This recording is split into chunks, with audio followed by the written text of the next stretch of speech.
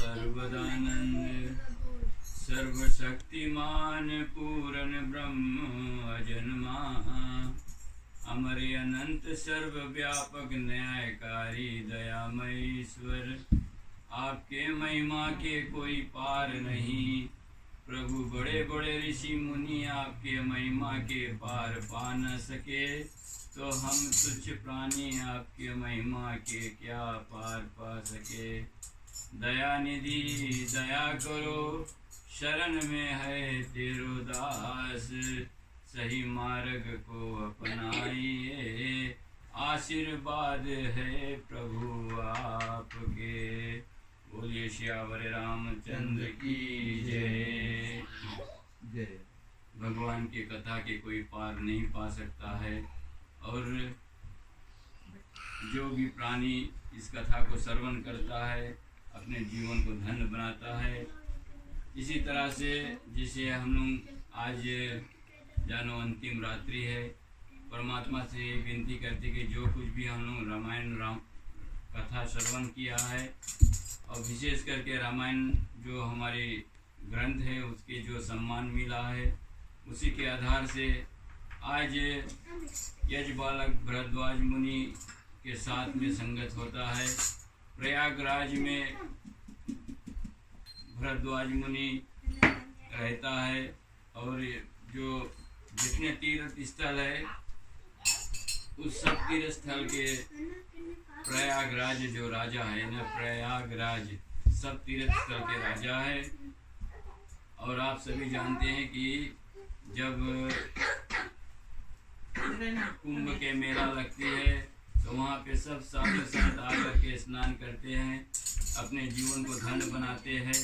उसी बीच में भरद्वाज मुनि जा कर के और यजबालक मुनि जी के चरण पकड़ा और कहा कि आप चलिए हमारे साथ में, और कथा जो है उसके सुनने के बहुत इच्छुक थे। तो यजबालक जी बड़े प्रसन्न होकर के जो कोई भी कथा सुनना चाहता है, जिसके पास कथा है वो बताने के बहुत मगन हो जाता है कि कब हम कथा को सुनाएं। तो इसी तरह से यजबालक जी के साथ में जा कर के और भरद्वाज जी बड़े प्रेम से साथ में पूजन करता है। पूजन करके फिर कहने लगा कि जिस कथा को हम श्रवण करते हैं नित्य प्रतिदिन, उसी कथा के आधार पे मैं आपसे पूछना चाहता हूँ कि राम कथा शशि किरण समाना, संत चकोर जही करत है पाना। कि राम कथा इतनी सुंदर है, शशि के किरण के समान है, और संत लोग जो है उसके गुणन मथन करके अपने जीवन को धन्य बनाते हैं। तो ऐसा संशय कीन भवानी। अब कथा श्रवण करने से कि कहते हैं कि ऐसे संशय कीन भवानी, महादेव तब कहे बखानी। कि महादेव बाबा माता पार्वती के संशय दूर करती है। और किस तरह से माता के संशय आया है, तो भरद्वाज से एक बालक मुनि जी कहता है कि यदि आप राम कथा सुनना चाहते हो तो पहले जगत पिता भोलेनाथ की कथा को श्रवण करें। तो उसी कथा को आज हम लेकर के आगे चलते हैं। तो परमात्मा से विनती करें कि हे भगवान, आशीर्वाद आपके सदैव बना रहे।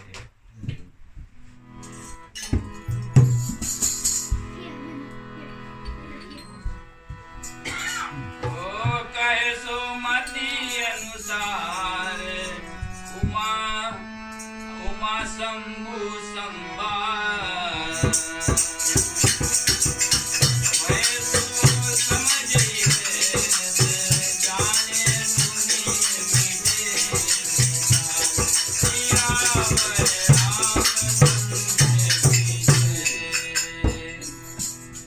कहता है कि जो मति के अनुसार अब मैं उमा और शिव जी यानी शंभु के संवाद सुनाता हूँ।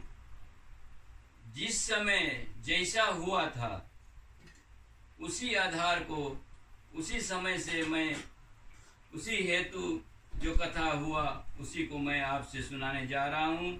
और श्रवण करने से दुख मिट जाता है। यजबालक और भरद्वाज मुनि के साथ यह संबंध हुआ और उसी को आगे लेकर के चले। एक बार त्रेता युग माई, आए शंभु गए कुंभ जरिसी पाई,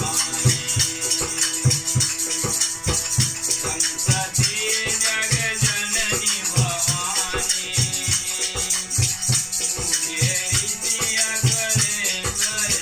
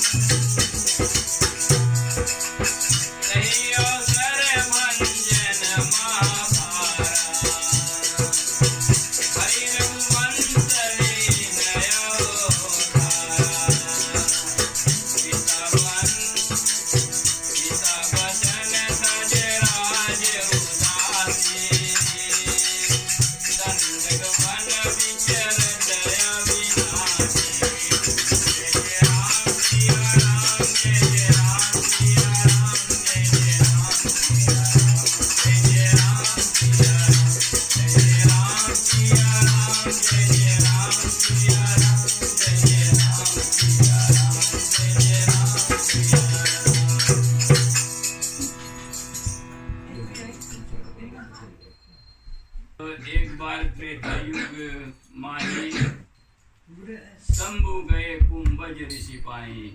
अब देखिए भोलेनाथ जगत पिता जो राम कथा के रसिक शिरोमणि है, जिसने कथा को बहुत अच्छी तरह से हम प्राणी तक पहुंचाया है। जैसे मैंने कहा कि भगवान के भोलेनाथ के मुखारबिंद से जो राम कथा का धारा बहा, और उसी आधार से आज हम सभी प्राणी अपने घर घर में राम कथा को सुनते हैं। तो श्रवण करने के लिए भोलेनाथ जी कैलाश पर्वत से उतर के और नीचे आया है कुंभज ऋषि के आश्रम में। ये कहने के देखो भोलेनाथ कहा जाता है कि कथा श्रवण करना है तो नीचे उतर के कथा श्रवण करना चाहिए। ये भोलेनाथ एक सीख देता है कि कैलाश पर्वत बहुत ऊंचा है, लेकिन वहां से भगवान उतर करके आकर के और कुंभज ऋषि के आश्रम में आकर के कथा श्रवण किया। जिस समय कुंभज ऋषि ने देखा कि हमारे द्वार पे जगत पिता भोलेनाथ और माँ पार्वती पधारे हैं, तो बहुत प्रसन्न होकर के वो भगवान के आकर के पूजन पाठ करने लगे। जिस समय भगवान भोलेनाथ कैलाश पर्वत से चले तो माता सती पूछती है, आज हम लोग जा कहाँ रहे हैं? तो बोले, मैं आज कुंभज ऋषि के आश्रम में जा रहा हूँ। कुंभज ऋषि के बारे में बड़ा ही करता भोलेनाथ कि बहुत शीतलता आदमी है, बहुत मधुरता उसमें है, कोई क्रोध नहीं है। तो माता सती अपने मन में सोचती है, जिस ऋषि ने क्रोध में होकर के गंगा को 3 अंजुली में पी गया और उसके पास क्रोध नहीं है। जब मन में अगर तुम्हारा कुछ संशय हल जाए तो पूरा बुद्धि को नचा देती है। माता सती चलती है कि अच्छा चलो सुन ले जाए कि जगत पिता भोलेनाथ ले जा रहा है तो मैं साथ में जा रही हूँ। तो जब वहां पे जा करके पार्वती माता सती और भोलेनाथ के ऋषि उठ करके नमस्कार किया, अब चरण सेवा करने लगा है और भोलेनाथ तो बहुत प्रसन्न हो करके कि आज कथा श्रवण के निमित्त हम आए हैं, लेकिन आज कुंभज ऋषि हमारी चरण धो रहा है, आशीर्वाद है। अब माता के मन में एक संशय हो गई कि आज हम लोग की पूजा कथा सुनाने आई से, और ये हम लोग की पूजा कर रहा है तो हम लोग की कथा का सुने। तो इसीलिए कथा में एक सुंदर बात आवे है कि अभिमान जो है और पदवी जो ची है ये कथा बिगाड़ रही है। सोचती है तो मैं तो प्रजापति की बेटी हूँ, जो प्रजापति उसके बेटी हूँ, और जगत पिता भोलेनाथ जिसके सबके पूजा करे है, पूजा हुए है, उसके मैं पत्नी हूँ, और हम इससे कथा सुनने के लिए आएंगे। तो मन में एक उसके भाव ऐसे जाग गया कि अब कथा में मन नहीं लगता है। राम कथा मुनिवर बखानी, सुनी महेश परम सुख मानी। अब महेश बोले बाबा कथा सुनता है और अपने आप को बड़ा धन्य मानता है। तब ऋषि पूछे हरि भक्त सुहाई, कहे शंभु अधिकारी पाई। अब भोलेनाथ से पूछता है कि बाबा अब कुछ और कथा सुनाइए। तो दोनों जने मिल करके भोलेनाथ भी कथा सुनाता है। दोनों में बहुत प्रसन्न हो गए कि बहुत सुंदर से कथा को सुनाते हुए हर जितने भी श्रोता वहां बैठे सब बड़े मगन होएंगे। कहत सुनत रघुपति गुण गाता, कछु दिन रहे तहाँ गिरिनाथा। अब ऐसे लिखा है कि कछु दिन, लेकिन साधु संत कहते हैं कि 15 दिन तक भोलेनाथ कुंभज ऋषि के आश्रम में कथा को सुना। रोज अपन मन में जो प्रेम है राम के प्रति उस कथा को सुनाते रहा। और मुनि संग विदा मांगी त्रिपुरारी। अब उसके समय हो गए हैं तो समय अनुसार अब कहता कि अब हमें अब कोई भी आए है तो जाना तो चाहिए ना। तो त्रिपुरारी विदा मांगता है। चले भवन संग दक्ष कुमारी। अब देखो पहले शुरू में जब आई से तो तुलसीदास लिखते हैं कि जग जननी भवानी, माता भवानी आई से भोलेनाथ के साथ में। लेकिन जब कथा को नहीं सुन पाई से मन में जब संशय बैठा रहा, तब कहता है कि संग चली भवन चली संग दक्ष कुमारी। अब राजा प्रजापति के पत्नी बेटी जाए। बीच में जाते हैं तो तही अवसर भंजन महाभारा, हरि रघुवंश लीन अवतारा। भगवान के मन में अब ऐसे लगा कि जिस हेतु जिस कथा को हमने श्रवण किया है और पार ब्रह्म परमात्मा अवध में अवतार ले ली से, और पिता के वचन के अनुसार जो कथा हम सभी जानते, और अब वन में विचरण करते हैं।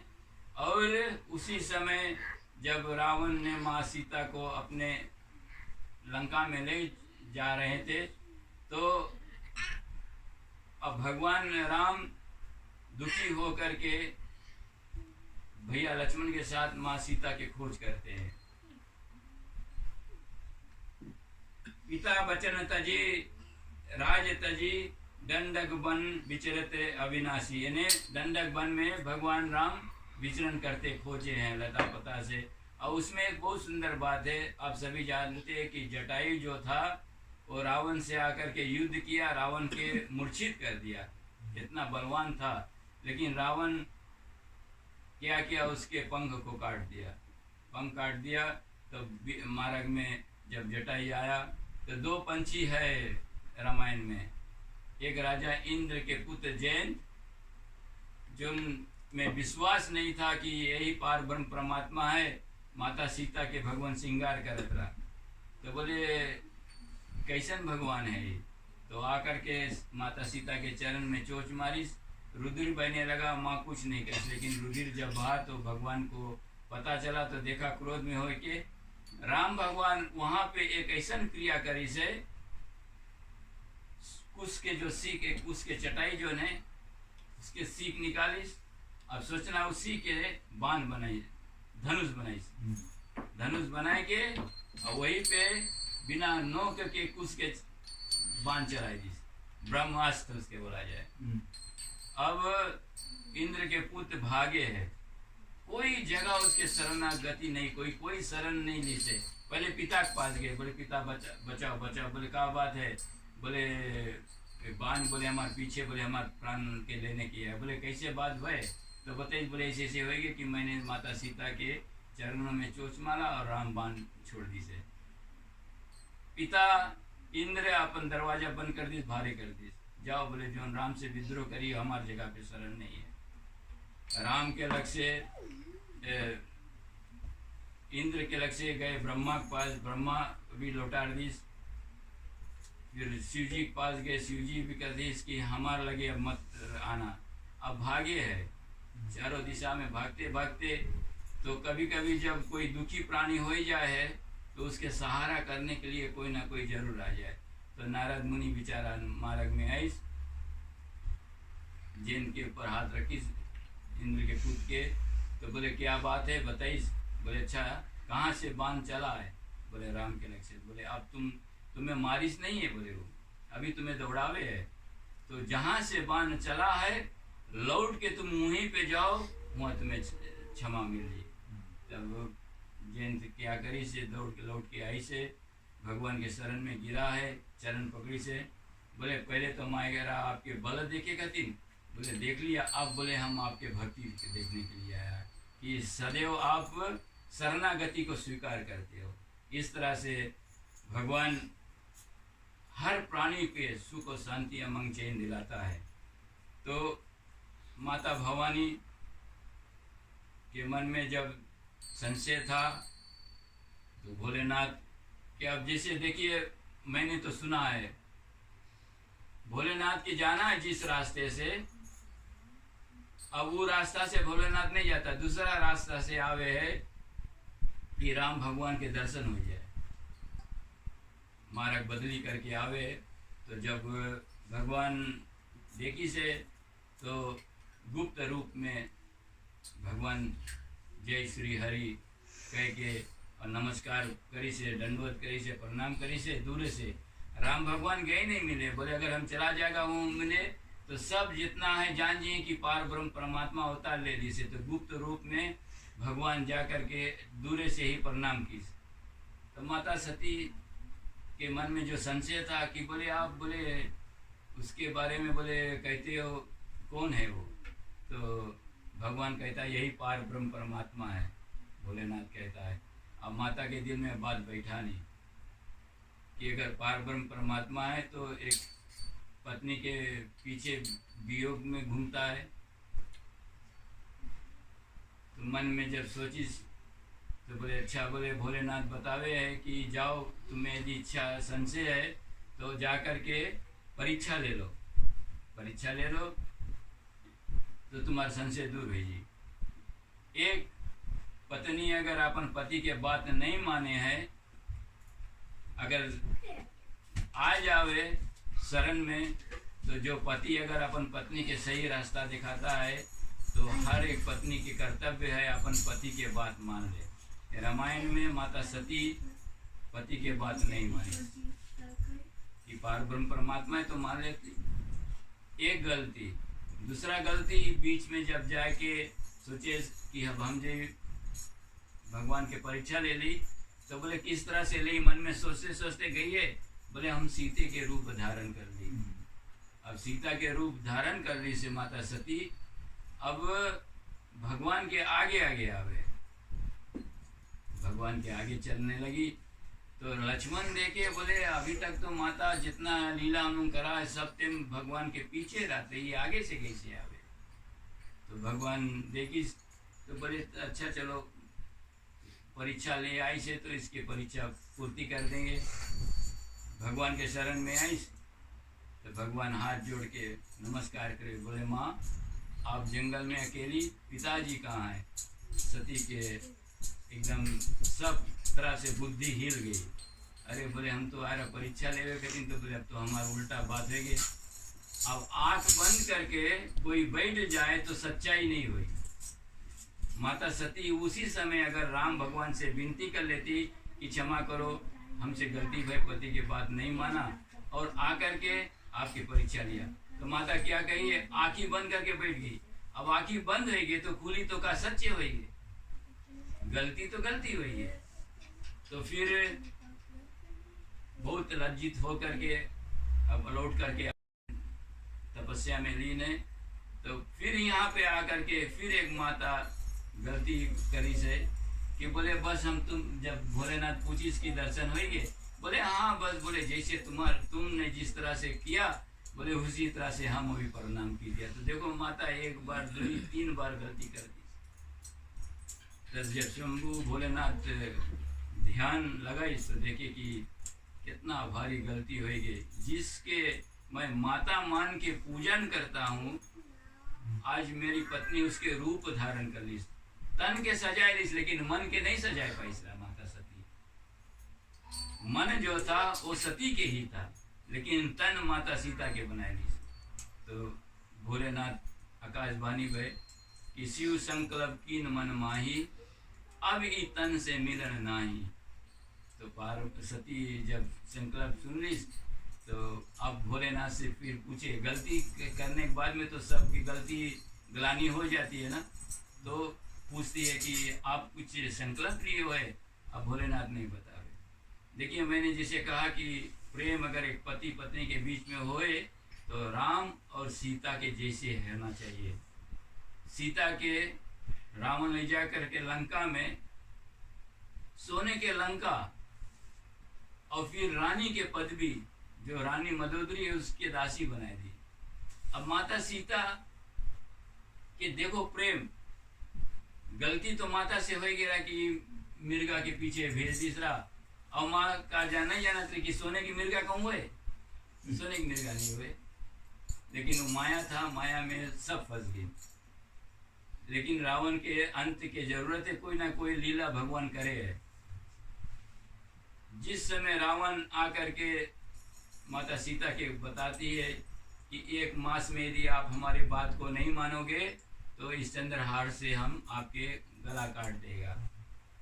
उससे पहले कि कहता है रावण की, हे सीते तुम एक बार हमारे ओर देख लो, एक बार बिलो की मोरा। माता सीता एक जैसे तीन उठाई, अब कोई एक पत्ती है या अब ले लो कुछ के ग्रास, दूब ग्रास उठा करके आगे कर ली से, और रावण के यही के आगे खड़ा कर दी से कि तुम इससे पार नहीं सको आवे, कि हे सट मूर्ख, तुम अभी हमार जो पति है रघुपति, उसके तुम बाण के सुधी तुम नहीं जानता है कि किस तरह से वो आपके नाश करी। तो रावण जब तलवार निकाली से तो मदोदरी क्या करे, एक हाथ से तलवार पकड़ी से और दूसरा हाथ से माता सीता के चरण पकड़ी से, बोले आज तुम सीता के माँ के रूप में दी से कि आज तुम्हारे जरिए से हमारा जो रानी के पदवी था बना रहा। नहीं तो सीता जी कह जैसे कहने में लज्जा आती है, माँ सीता अपने आप के राम के पत्नी ही मानी से। जैसे कभी काल के जब जामवंत ने जब हनुमान जी के भूला पद याद दिलाई से, तो हनुमान जी जब पूरा रूप में आए से तो बोले अभी हम सागर सोख लेगा। तो जितने बांदर रहे सब बताया, बोले तब बोले हम सब कुछ संगे से वो चले। तब जामवंत बताई से ये सब जइए अगर तो लौट के आए में कोई संदेह नहीं, सोने के नगरी में अगर चला गिन तो किया ही। तो हनुमान जी के बताइस नहीं, तो बोले हम पूरा लंका उठाए लाई, रावण के नाश कर दी। बोले नहीं, खाली तुम जाओ माता सीता के सुधी लेकर के आना। तो उसी ब्रिज के ऊपर हनुमान जी बैठ करके सब ब्रिज देखता है, और उसी समय भगवान एक जो क्रिया है ये राम जी के ही लीला है। तो बहुत तरह से भगवान समझाते हैं। माता पार्वती ने जब गलती कर दिया तो भोलेनाथ वहाँ से लौट करके कैलाश पर्वत आवे है।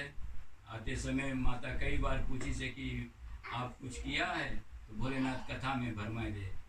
जीव ही आए भोलेनाथ अपने कैलाश पर्वत के करीब पहुँचे, बस बैठ के समाधि लगा ली। अब माता सती जानगी कि मुझसे बहुत बड़ा गलती होगी, इस गलती के अब कैसे सुधार करेगा। तो इस गलती के एक बार गलती करने से इस शरीर का नाश हो जाता है। अब हम प्राणी इतना कुछ नसीब है कि हमें मानव शरीर मिला है, तन मिला है, अब मिले कि नहीं कोई नहीं जाने।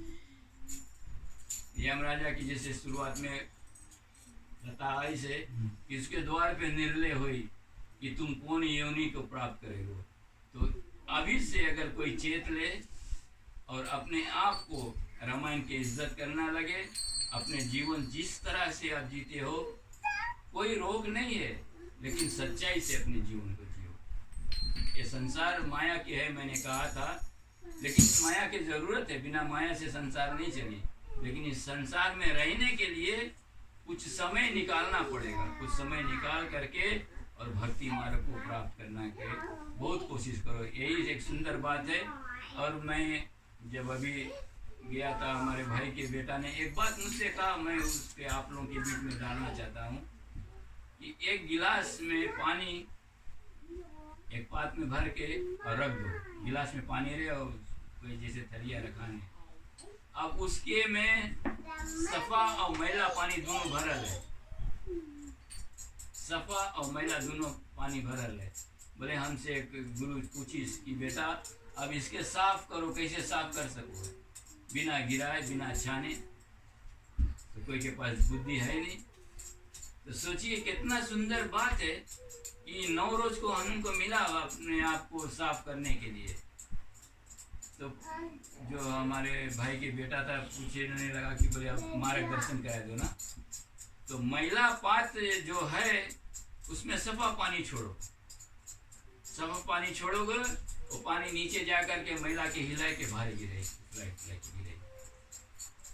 एक बार छोड़ो, ऐसी छोड़ते रहो, रोज नित्य प्रतिदिन आप छोड़ते रहो, वो जो मैला है निकल के भारी आएगी और पानी सफा होगी। इसी तरह से हम लोग के कान के द्वारा से जो कथा हम लोग सुनते हैं, हम लोग के भीतर की जो मैला कुचैला है, जैसे रामायण में पाप आत्मा जो है, पाप जो पाप करता है उसको भी भगवान अपन शरणागति ले लेता है।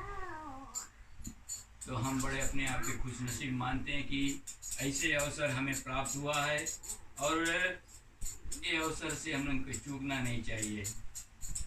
हृदय विचारत जाते रही कई विधि दर्शन होए, भगवान अपने मन में विचार करके जाए कि कई विधि दर्शन होए। गुप्त रूप अवतार प्रभु गयो जान सब कोई, कि अब तो भगवान के अवतार हो गया है, अब अगर सबको जान जाइए तो लीला में जो भगवान लीला करने के लिए आया है वो लीला के रस नहीं रही, सब कुछ उसके चरण में वंदना करने लगे। तो भैया याद करना, मैंने जैसे कहा कि दुई पंछी, एक माँ सीता के चरणों में चोंच मारिस और एक जटाई माँ सीता के प्रति अपन प्राण को त्याग दिया। जो गिद्ध है, जो जैसे पंछी में है, हम तो मानव में है, हमारी पास में तो चेतना बुद्धि सब कुछ है, लेकिन सोचिए कि कितना सुंदर बात है कि पंछी हो करके अपन शरीर के त्याग करी से भगवान के प्रति बचाने के लिए। तो हम लोग अभी यही सुन ले, सीख ले कि हे परमात्मा, जीवन तो आपके दिया हुआ है, लेकिन हम शायद किसी कारण बस अपने आप को नहीं संभाल पाए, लेकिन आपसे अवसर मिला है, हम आपके शरण में शरणागति स्वीकार करो। एक बार बोलिए सियावर रामचंद्र की जय।